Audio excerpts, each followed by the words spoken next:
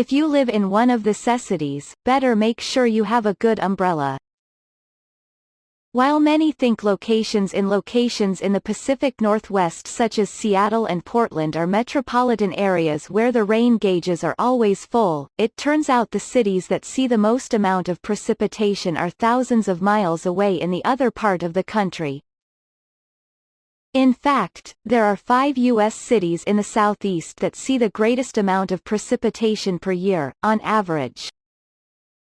Using 30-year average monthly precipitation totals from the National Oceanic and Atmospheric Administration from 1981 to 2010, these cities have the greatest amount of precipitation each year. The list includes locations with a population above 50,000 in the contiguous U.S.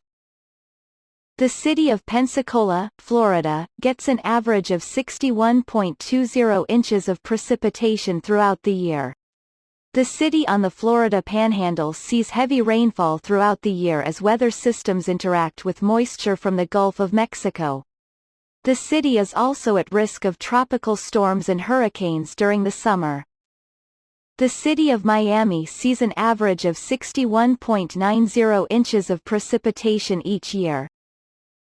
The Magic City can see gusty thunderstorms and tropical rains that can create flash flooding in some areas as local sewer systems are overwhelmed.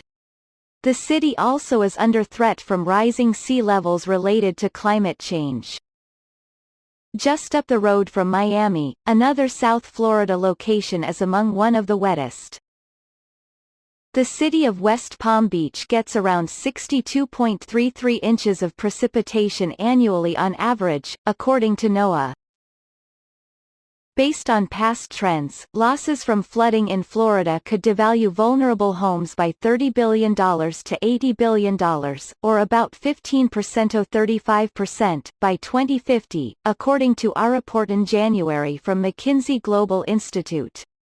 Average annual losses for residential real estate due to storm surge from hurricanes amount to $2 billion today, but that projection could increase to about $3 billion to $4.5 billion by 2050, the McKinsey report said. Flooding in Florida could not only damage housing but also raise insurance costs, affect property values of exposed homes, and in turn reduce property tax revenues for communities, the McKinsey report said. The Big Easy has some big puddles as the city sees some 62.45 inches of precipitation each year. New Orleans is also particularly vulnerable to flooding because of its low elevation, according to the University of Wisconsin-Eau Claire.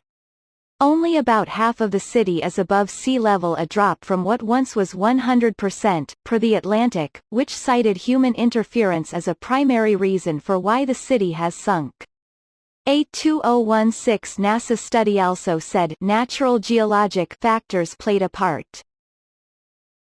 When New Orleans was being constructed, they ran out of good land. To make more room, engineers drained swamplands around the area so they could continue expansion.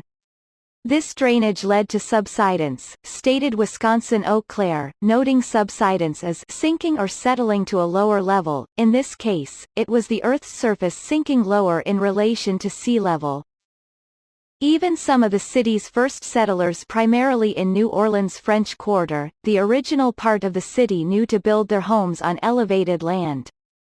Those with the means and resources built homes on prime real estate or on lots roughly 10 feet above sea level, the U.S. Federal Emergency Management Agency FEMA writes in its History of Building Elevation in New Orleans.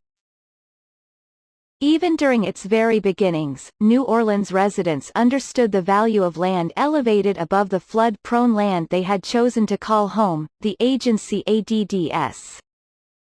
The stars are not the only thing to fall on Alabama.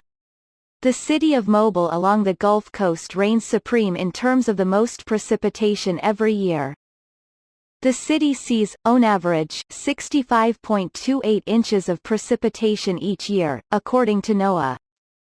Fox News' Madeline Farber and the Associated Press contributed to this report.